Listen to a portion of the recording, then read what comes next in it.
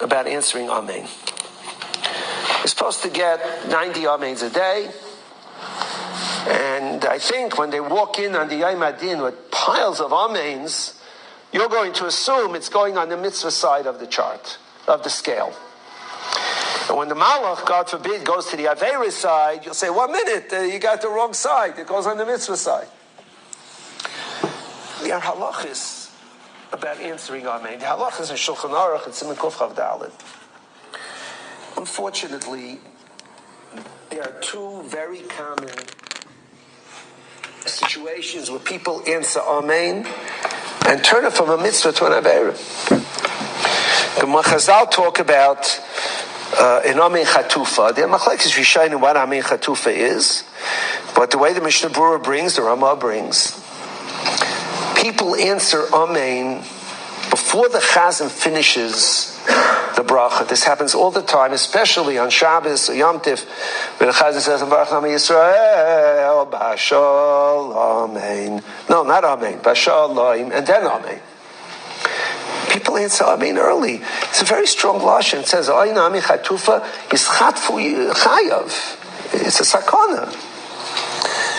And I've spoken about it in shul. People just do it out of habit. I find myself very often answering Amen all by myself. Everyone answers Amen, the Chazan finishes, and the rabbi answers Amen. It's just people, if you don't learn halacha, you don't know what you're doing. You don't know what you're doing. I want to tell you another common mistake.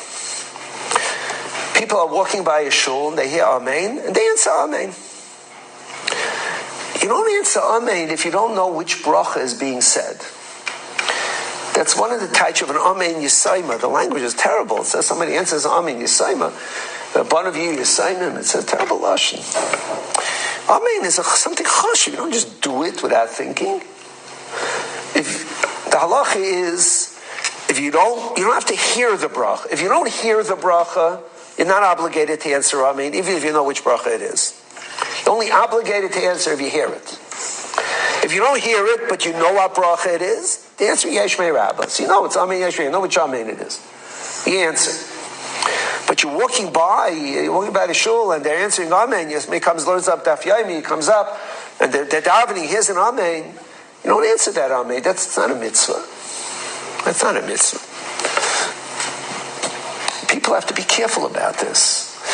And it's the same thing. If you don't learn halacha, you won't know. Rav Reisman speaks here about answering Amen Yisomim, and he doesn't really elucidate. I want to add a couple of points here. One is that the Chazan is very weak. It's a bacher, and there's noise around. He's speaking. He's not b'koram, and people don't know what Amen they're answering to. It's Mesukan to answer. It's Amen Yitoma. If you don't know, like Rav Reisman explains, if you don't know what you're answering.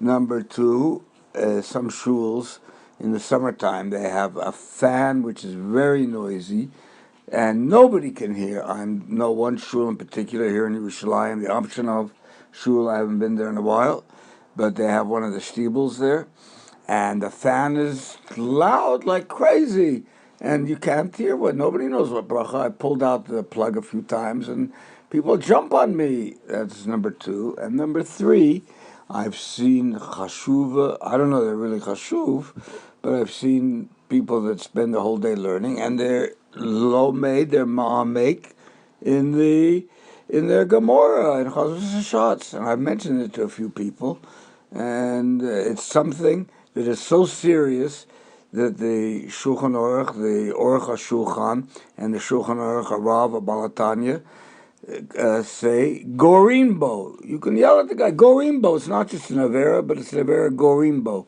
It's the eye in the Sefer, and they're so Shakua in the Sefer that it's not too likely they know what they're answering, and it's very Mesukan, as Rav Reisman explains in the lesson we just heard.